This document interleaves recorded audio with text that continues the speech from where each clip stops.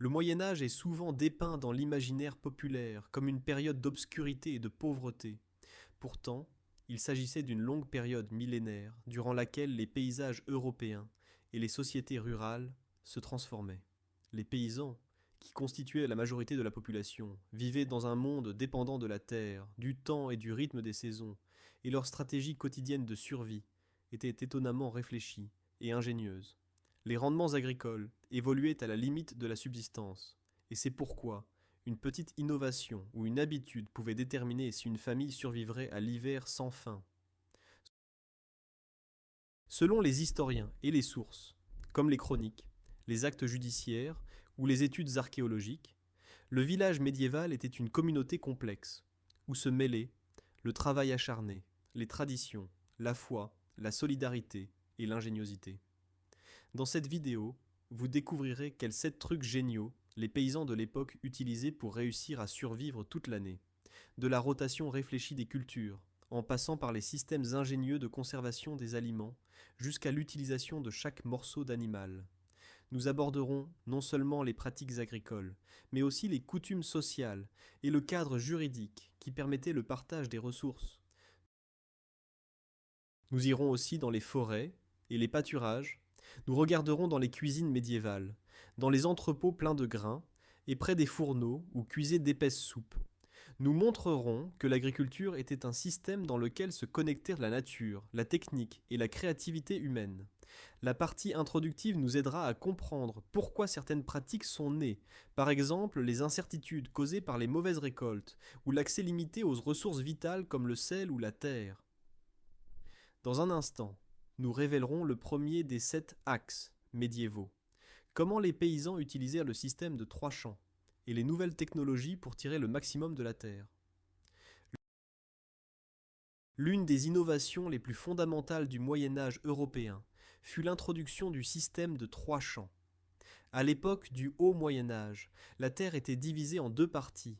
L'une était ensemencée, l'autre laissée en jachère pour que la terre se repose. Vers le 9e au 10e siècle cependant, le système à 3 champs commença à s'imposer. Les paysans divisèrent leurs terres en 3 parties. À l'automne, ils semèrent un tiers avec du blé, de l'orge ou du seigle. Au printemps, le 2e tiers avec de l'avoine, de l'orge et des légumineuses. Le 3e tiers restait en jachère et était utilisé comme pâturage pour le bétail. L'année suivante, les cultures étaient déplacées de sorte que chaque champ, durant le cycle de 3 ans, reste une fois en friche, produise une fois des céréales d'hiver et une fois des céréales de printemps. Ce principe simple apporta plusieurs avantages. Les légumineuses, comme les pois ou les fèves, savaient fixer l'azote et enrichir ainsi la terre en nutriments. En même temps, elles fournissaient aux paysans de précieuses protéines végétales. L'avoine servait de fourrage pour les chevaux, ce qui permit le remplacement progressif des bœufs lents et lourds par des chevaux plus rapides. Le résultat fut un labourage plus important et un risque moindre que toutes les cultures échouent quittent la même année. Même si une culture gelait ou se desséchait, l'autre pouvait être meilleure. Selon l'Encyclopédie britannique, ce système signifiait un progrès décisif dans les techniques début de production et pouvait presque doubler les rendements. Au système de 3 champs était étroitement liée une autre innovation, la charrue lourde et le collier d'épaule pour chevaux. La plupart des anciennes charrues étaient d'eau légère et ne faisaient donc sillonner la surface de la terre, ce qui fonctionnait sur les terres légères de la Méditerranée. En Europe du Nord, cependant, prédominaient les terres lourdes et argileuses. Quand apparut la charrue avec un soc massif et un coutre, elle réussit à retourner et mélanger la terre, réduisant ainsi les mauvaises herbes et drainant les champs.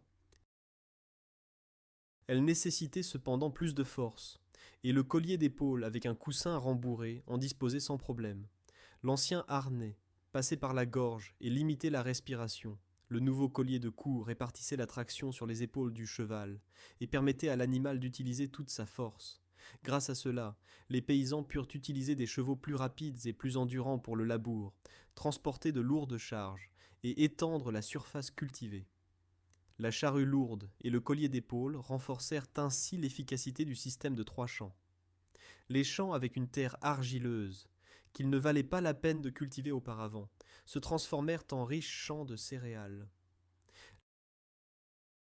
Les historiens soulignent que cette combinaison de techniques et d'agronomie fut l'une des causes de la croissance rapide de la population européenne et de la naissance des villes. Les paysans réussirent à produire un surplus qui pouvait être vendu ou échangé sur les marchés, ce qui créa les bases d'un essor économique ultérieur. À ce stade, il est bon de noter que le système de 3 champs ne fut pas introduit d'un coup dans toute l'Europe ni partout de la même manière. Dans certaines régions montagneuses, on continua à utiliser le système de 2 champs, ailleurs les deux se mélangeaient. Mais le principe d'alternance des cultures, d'alternance de la jachère et d'utilisation des légumineuses et de l'avoine devint la base de l'économie paysanne. Dans la partie suivante, nous montrerons comment un autre truc génial, une communauté fonctionnelle et le partage, permit de maintenir ce système. Dans un instant, nous révélerons que sans la coopération de voisinage, le système de 3 champs n'aurait même pas pu exister. La première chose qui surprend le visiteur moderne d'un village médiéval est l'absence de clôture. La plupart des régions rurales européennes fonctionnaient pratiquement jusqu'à l'époque moderne sur le principe des champs ouverts. Les grands champs de centaines d'acres étaient divisés en bandes étroites, célions, qui appartenaient ou étaient utilisés par des exploitations individuelles. Chaque paysan avait ses bandes dispersées dans différentes parties des champs villageois, ce qui assurait que les variations de récolte se répartissent uniformément. La conséquence était que les paysans devaient coordonner toutes les activités, du labour à la moisson. Quand l'un commençait à labourer, il devait être sûr que les voisins avaient aussi déjà labouré leurs bandes, pour que les charrues ne butent pas sur la terre non travaillée du voisin. Ce besoin de coordination mena à la création d'un système complexe de règles, supervisé par la cour seigneuriale et les officiers du seigneur. Les paysans avaient des droits d'usage fermement ancrés, appelés commons, sur les pâturages communs, les forêts et les friches. Selon les historiens, le seigneur ne pouvait pas simplement renvoyer son serf, mais en échange le paysan ne pouvait partir sans autorisation. Après la moisson, le maître devait permettre au bétail et même aux sans-terre l'accès aux champs. Les petits paysans pouvaient faire paître leurs chèvres et moutons sur les chaumes, et le fumier animal fertilisait ainsi naturellement la terre. Chaque exploitation contribuait au troupeau commun, qui était gardé pendant la journée par le berger communal, Hayward, et la nuit les animaux retournèrent dans les cours.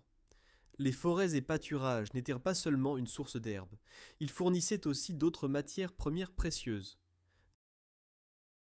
Dans la forêt de Sherwood, selon l'enquête de l'année 1327, les habitants avaient le droit de ramasser les feuilles tombées et les fougères pour fertiliser les champs, du pâturage pour le bétail et la collecte de glands et de faine pour les porcs.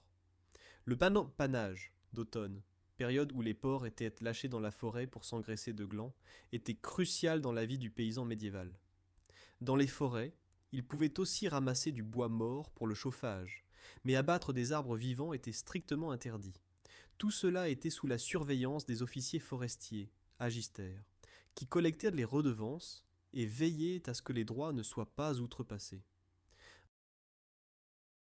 Un autre droit, parfois négligé, était le gleaning, le droit de ramasser après les moissons les restes de céréales. Après la récolte, quand les moissonneurs avaient emporté les gerbes d'épis, les villageois les plus pauvres et les veuves pouvaient parcourir les champs et ramasser les grains oubliés. Cette pratique avait ses racines dans les traditions bibliques et assurait qu'aucun épi ne soit gaspillé. Les registres d'enquête de Clipstone montrent à quel point ces droits étaient pris au sérieux. Les paysans poursuivirent même le roi en justice, arguant qu'il violait ses droits, et argumentèrent qu'ils perdaient ainsi leur gagne-pain. Quand la moisson arrivait au village, le seigneur pouvait déclarer les bidreaps, jour où tous étaient obligés d'aider aux travaux de moisson. L'avantage était mutuel. Le maître obtenait de la main-d'œuvre, et les villageois pouvaient démoissonner plus rapidement et protéger la récolte du mauvais temps. Selon les chroniques, de telles moissons communes se transformaient souvent en événements communautaires avec nourriture et chants, même s'il s'agissait d'un travail dur. Les bandes de chants, donc les célions, devaient être cultivées dans un rythme synchronisé. La cour seigneuriale déterminait les dates précises de labour, semis, fauche et pâturage, et la violation était passible d'amende. La structure des champs ouverts apportait aussi une répartition plus équitable des risques. Le paysan ne pouvait pas tout perdre d'un coup à cause d'un orage local, car il possédait plusieurs bandes dans différentes parties du champ. En même temps, il était forcé de coopérer avec ses voisins et de s'impliquer dans les décisions communales.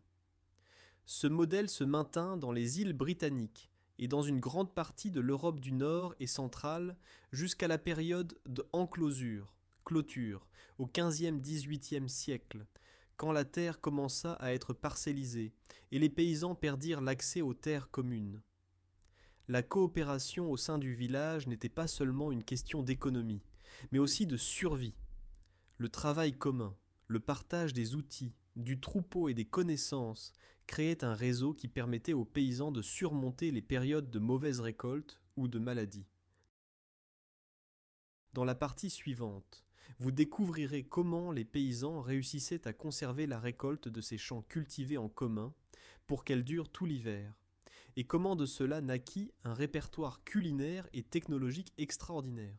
Au Moyen Âge, les réfrigérateurs n'existaient pas, et pourtant les gens avaient besoin de traiter d'énormes quantités de récoltes pendant quelques semaines hectiques pour qu'elles durent des mois.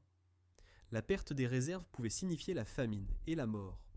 Les paysans développèrent donc une large gamme de méthodes de conservation, qui se transmettaient souvent de génération en génération. Selon les manuscrits culinaires médiévaux et les chroniques, ces méthodes étaient fondamentalement les mêmes que dans l'Antiquité, et ne changèrent qu'avec l'invention de la conservation au XIXe siècle. La méthode la plus simple et la plus répandue était le séchage.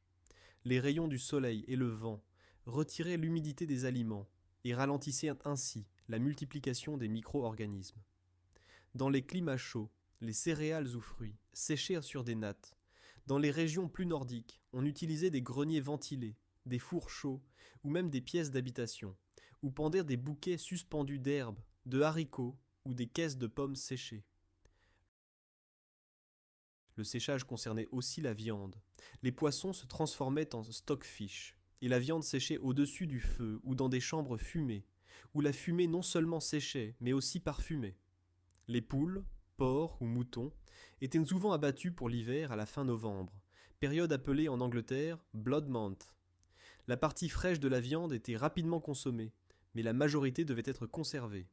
Le fumage et le salage étaient notés parmi les méthodes les plus populaires. La viande était d'abord mise dans une forte saumure, souvent enrichie d'herbes ou de miel, puis séchée plusieurs jours au-dessus du feu.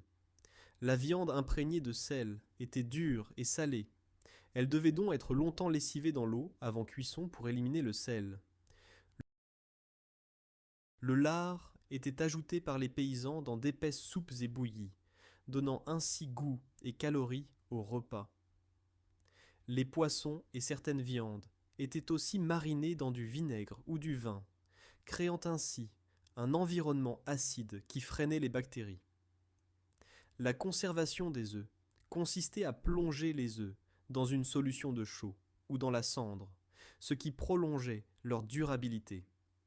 Dans les réserves de conservation figuraient aussi les légumes, concombres, choux ou oignons, étaient marinés dans des saumures salées ou acides. Le chou fermentait en choucroute. Chez les Italiens naissait le kimchi, et dans les régions allemandes, la choucroute, sauerkraut. Les légumineuses et céréales étaient stockées dans des greniers secs, souvent dans des fosses à grains surélevés, pour les protéger des rongeurs et de l'humidité. Une autre méthode de conservation était l'enfermement des aliments dans la graisse ou le miel. La viande était braisée, puis recouverte de saindoux fondu, créant ainsi une couche grasse empêchant l'accès de l'air. De même, les fruits pouvaient être conservés dans le miel ou un sirop de sucre concentré, qui était un luxe pour la plupart des paysans. Mais là où le miel était facilement disponible, on conservait ainsi par exemple les prunes. Les micro-organismes étaient aussi utilisés activement. Les céréales se transformaient en bière et vin, ce qui non seulement prolongeait la durabilité mais détruisait aussi les bactéries. Le lait, qui se gâtait rapidement, se changeait en yaourt, bas beurre et surtout en fromage. Selon les historiens, le fromage était pour les paysans pauvres la principale source de protéines animales, car le lait n'était pas donné aux adultes. La bière mérite une attention particulière. Dans la plupart de l'Europe du Nord, elle était le substitut quotidien de l'eau, parce que l'eau était souvent contaminée. Au XIIIe siècle, l'orge pour la bière représentait presque un tiers de toute la production céréalière d'Angleterre. La bière se brassait à la maison ou dans les monastères, plus tard dans de petites brasseries urbaines, et on utilisait des mélanges d'herbes appelés gruits avant que le houblon ne se répande. À la fin du Moyen Âge, la bière houblonnée devint populaire car elle durait jusqu'à 6 mois. La consommation quotidienne comprenait de la bière faible au petit déjeuner et de la bière plus forte le soir. L'habitant moyen d'Angleterre ou des Pays-Bas buvant jusqu'à 275 à 300 litres par an. Un autre trésor de la cuisine médiévale étaient les plats en bouillie, appelés pottage. Il s'agissait d'épaisses soupes de céréales et légumes, complétées de viande si disponible. Selon les chroniques anglaises, le potage était l'aliment de base qui pouvait bouillonner dans le chaudron plusieurs jours. Une partie était mangée, et dans le reste on ajoutait d'autres ingrédients. Un tel plat économisait le combustible et permettait d'utiliser les restes. Quand les réserves de viande fraîche étaient épuisées, on ajoutait au potage du lard séché ou de la viande fumée. Les moyens de passer la période de famine entre l'épuisement des réserves et la nouvelle récolte étaient nombreux. Les paysans construisaient aussi des fosses pour stocker les légumes racines, où les navets, carottes ou choux étaient placés dans le sable ou la paille et restaient comestibles jusqu'au printemps. Dans les hameaux se créaient des greniers communs, où une partie des céréales était mise de côté pour toute la communauté, pour prévenir la famine. Dans le prochain épisode, vous découvrirez comment les paysans utilisaient toutes les parties des animaux et plantes, de sorte que rien ne soit gaspillé. Et cette approche est aujourd'hui à nouveau une inspiration. Les paysans médiévaux vivaient dans un environnement où chaque ressource était précieuse. Ils apprirent donc à utiliser tout ce qu'ils avaient à disposition, des membres d'un animal abattu aux chutes de l'Ain. Selon les chroniques du XIVe siècle, par exemple en novembre, le mois sanglant, on abattait les animaux domestiques qui auraient inutilement consommé du fourrage en hiver. La transformation experte de la viande était une question de survie. La viande de bœuf, porc et mouton était salée et fumée. Mais que se passait-il avec les abats, os et peaux? Les paysans ne laissèrent qu'au pas traîner 1 centimètre. Les peaux de bovins et ovins se transformaient en cuir solide pour chaussures, sacoches et ceintures, ou étaient travaillés en parchemin, sur lequel s'écrivaient les manuscrits. Les cornes et os servaient à fabriquer des peignes, boutons, sifflets ou manches. Des os, on cuisait aussi un bouillon nutritif, qui devenait partie du potage. Les sabots étaient transformés en gélatine et colle, avec laquelle on collait les meubles ou les arcs. Les abats, sang et moelle osseuse devaient être rapidement consommés, et ainsi naissaient des spécialités comme le boudin noir ou les pâtés de foie. La graisse animale était précieuse. Elle servait non seulement à cuisiner, mais aussi comme matière première pour fabriquer des chandelles et du savon. Après éviscération des porcs, le saindoux était chauffé, filtré et versé dans des récipients. Ainsi naissait la graisse fondue pour la cuisine. La graisse plus épaisse avec impureté se transformait en chandelle de suif. Celle-ci était certes malodorante, mais pour la plupart des paysans représentait la seule source de lumière pendant les longues soirées d'hiver. La cire d'abeille était un luxe. Les chandelles de cire étaient utilisées principalement par les moines et les riches. Les sources renouvelables de lumière fournissaient aussi les tiges de roseaux séchés, trempées dans le suif, que les paysans utilisaient comme torches. Non seulement les animaux, mais aussi les plantes fournissaient plus que de la nourriture. Les tiges de lin et chanvre étaient séchées, trempées et battues pour libérer les fibres, dont on filait les fils pour la toile. La culture du lin était laborieuse, mais fournissait un matériau résistant pour les vêtements, sacs et cordes.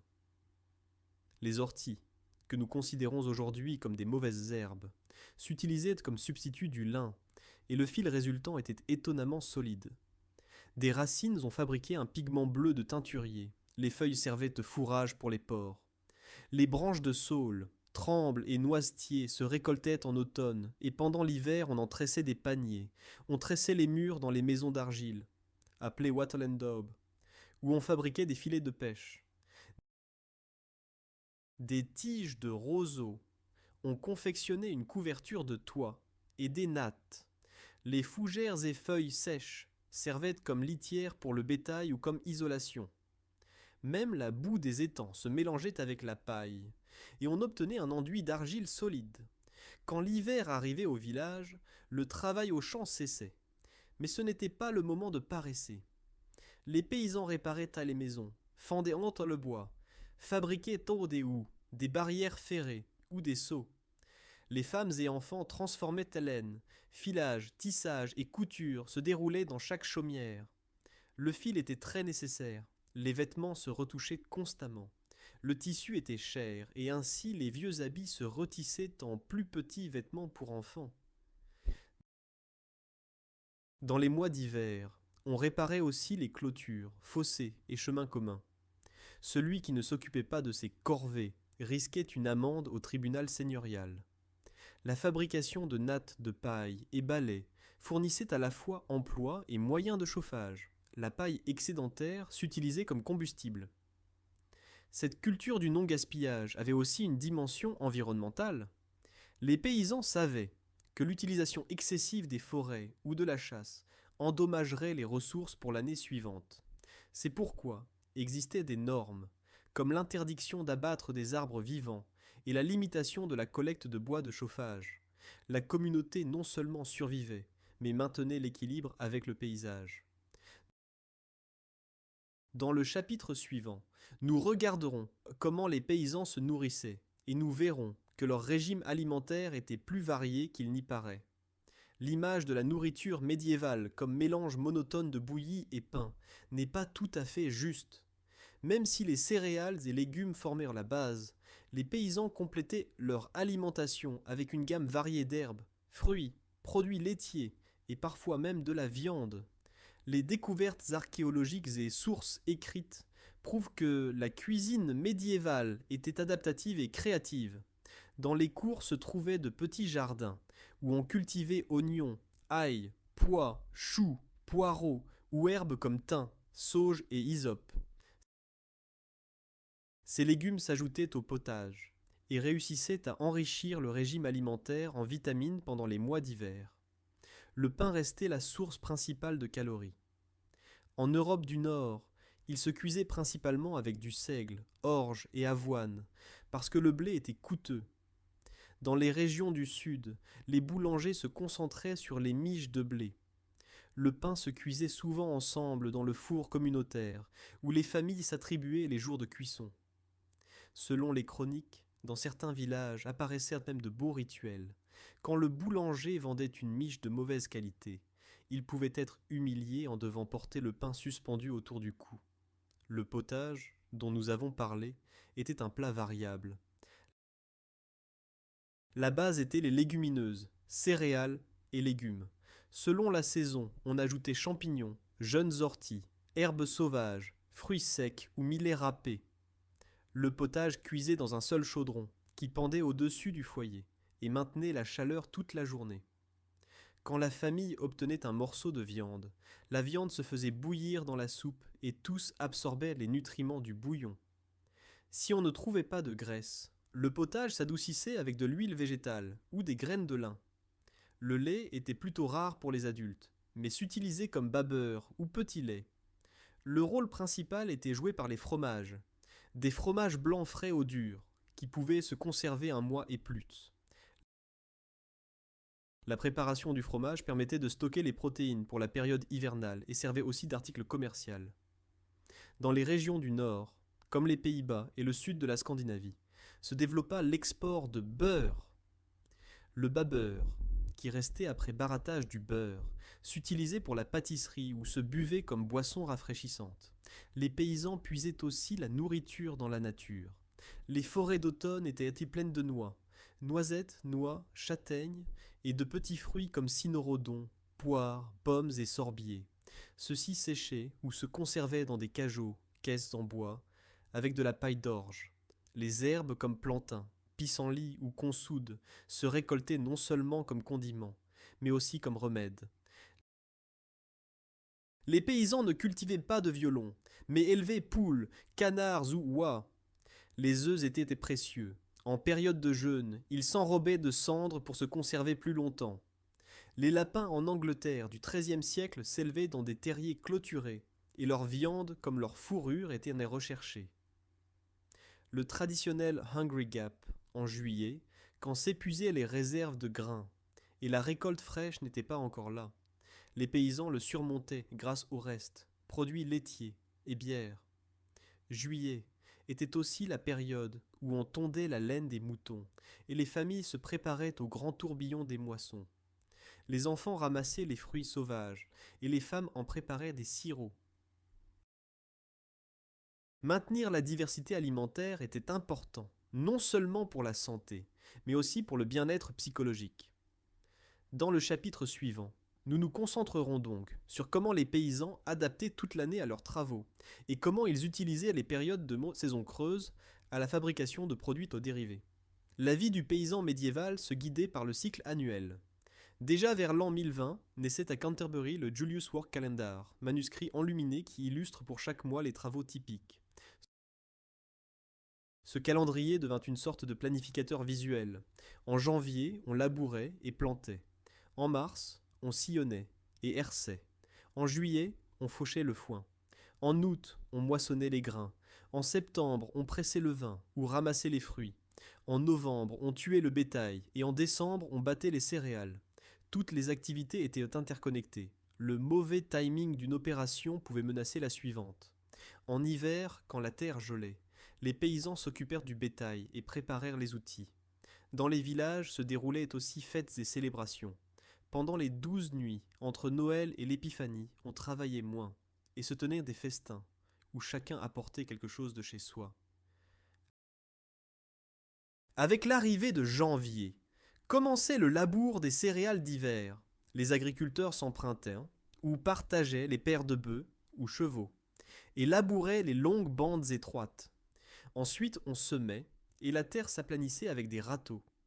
Les paysans semaient à la main, par broadcasting, en jetant le grain sur la bande, et au retour, la couche se recouvrait d'une autre semence. Au printemps, on réparait aussi les clôtures et fossés de drainage pour que l'eau n'emporte pas les semences. Les mois d'été apportaient un travail infini. D'abord, on fauchait le foin dans les prés pour avoir du fourrage pour l'hiver.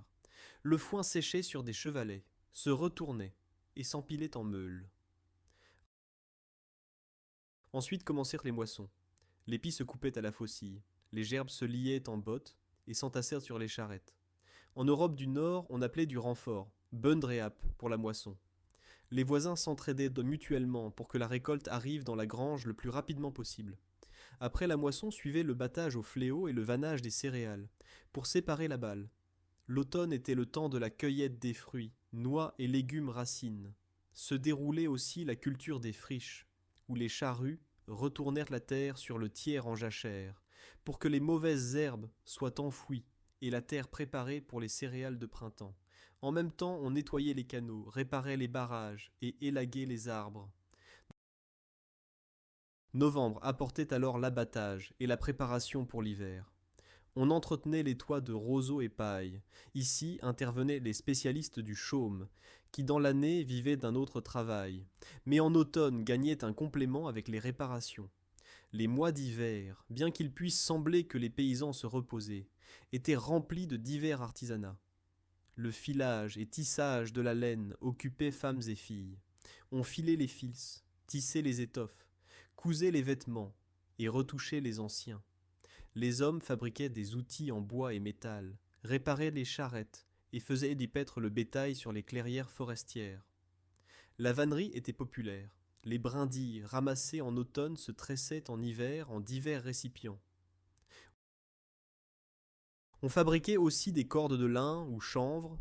L'argile se mélangeait avec la paille pour de nouveaux murs et sols. Les paysans gagnaient aussi un complément en hiver par la vente de leur artisanat.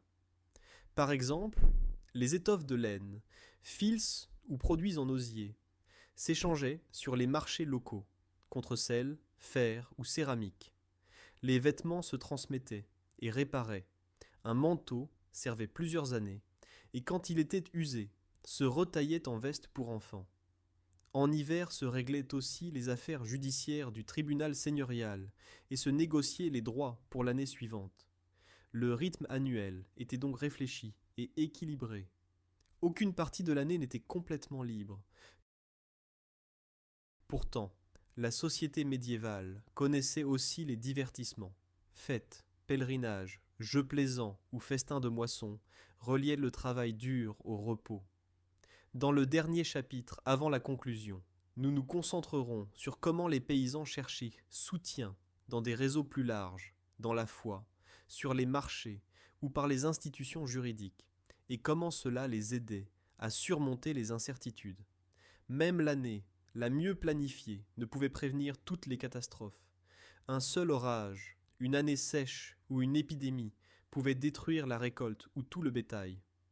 Les paysans développaient donc de larges réseaux de soutien, qui allaient des associations de voisinage local à la charité de l'Église.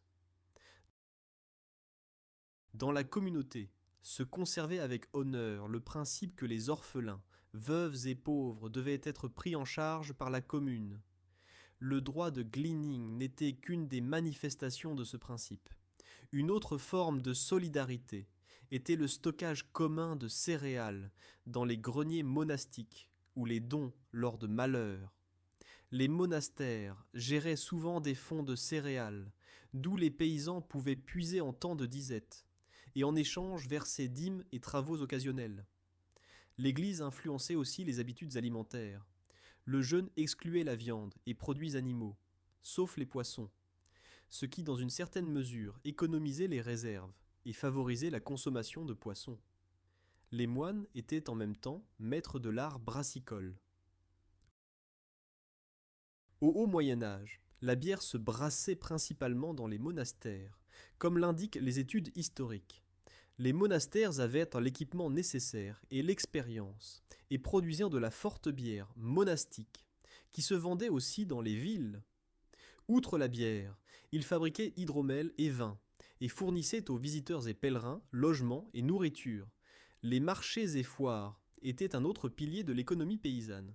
Le surplus, par exemple fromage, beurre, laine, toile ou céramique, se portait au marché le plus proche et s'échangeait contre des choses qui manquaient au village, par exemple clous de fer, sel ou épices.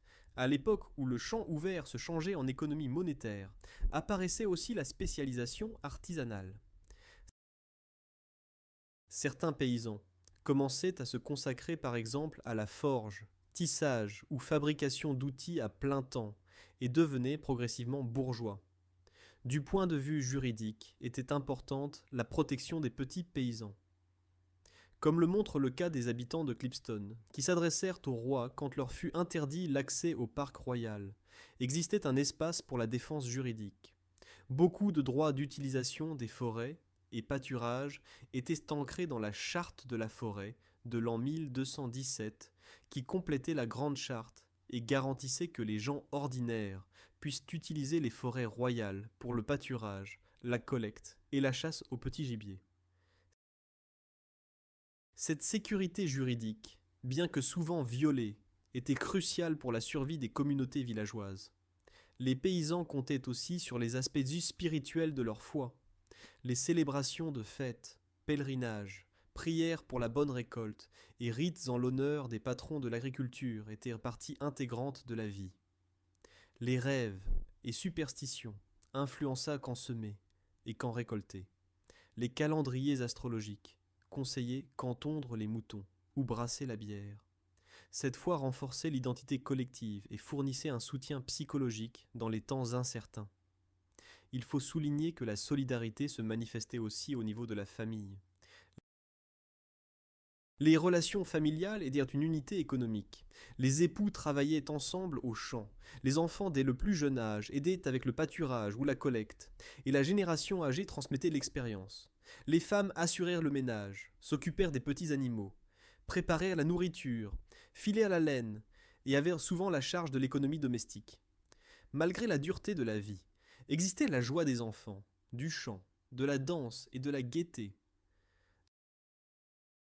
Dans la partie suivante, qui est la dernière de nos 7 trucs, nous nous concentrerons sur comment les paysans utilisaient les boissons alcoolisées, bière, hydromel et vin, non seulement comme source de calories et de liquide, mais aussi comme lien social et moyen de transformer les céréales qui se gâtent rapidement en produits durables. Au premier regard, il pourrait sembler que la bière et autres boissons alcoolisées appartiennent plutôt à la sphère du divertissement qu'à la survie. Au Moyen Âge cependant, bière, hydromel ou vin faible remplissaient un rôle important comme pain liquide. L'eau des puits pouvait être contaminée et causer des maladies, tandis que les boissons fermentées étaient plus sûres, contenaient des calories et aidaient à conserver les céréales. En Europe du Nord, où le climat n'était pas propice à la culture de la vigne, la bière devint la boisson de base de toutes les couches de la société. La production domestique de bière était une activité courante, assurée souvent par les femmes. Chaque maison avait des cuves et marmites pour cuire le malt. Le malt se préparait à partir de grains qui étaient trempés, laissés germer, puis séchés. Ce processus décomposait les amidons en sucre nécessaires à la fermentation. Le malt se cuisait ensuite avec de l'eau et un mélange d'herbes appelé gruy. Mélange d'herbes, par exemple absinthe, mélisse, genévrier, qui donnait le goût et conservait la boisson. Ce n'est qu'au cours des XIIIe-XIVe siècles que se répandit le houblon, qui avait de meilleures capacités de conservation et donna naissance au type moderne de bière. La bière était divisée en strong et small. La bière forte était destinée aux occasions festives et contenait plus d'alcool. La petite bière avait une faible teneur en alcool et se buvait quotidiennement. Même les enfants recevèrent de la bière faible au petit déjeuner. Outre l'orge, on utilisait pour la production de bière d'autres céréales comme le blé ou l'avoine. La bière d'avoine était appréciée dans les régions avec plus d'avoine, parce que l'avoine convenait pour les chevaux et pour brasser la bière. L'hydromel était une autre boisson que les paysans aimaient, s'ils avaient accès au miel. En mélangeant miel, eau et épices, naissait une boisson sucrée, qui pouvait avoir diverses teneurs en alcool. Étant donné que les ruches des de précieuses, l'hydromel était plus luxueux que la bière, et se buvait souvent lors d'occasions spéciales. L'hydromel chaud s'utilisait aussi comme remède contre le rhume ou les maux d'estomac. La viticulture se développait principalement dans les monastères et régions chaudes, mais même les paysans du Nord cultivaient parfois la vigne sur les versants ensoleillés. Le vin était cher et on l'économisait donc. La plupart des campagnards se contentaient d'une boisson mélangée de lait chaud et bière, appelée posé ale, ou d'hydromel avec du malt. Ce cocktail était nutritif et chassait rapidement la faim. Les médecins et diététiciens du Moyen Âge désignaient certes la bière comme boisson qui ne nuit à la tête et aux dents, mais les paysans se guidèrent plutôt par leur propre expérience. Grâce à la fermentation, les paysans réussissaient à conserver d'énormes quantités de céréales sous forme liquide.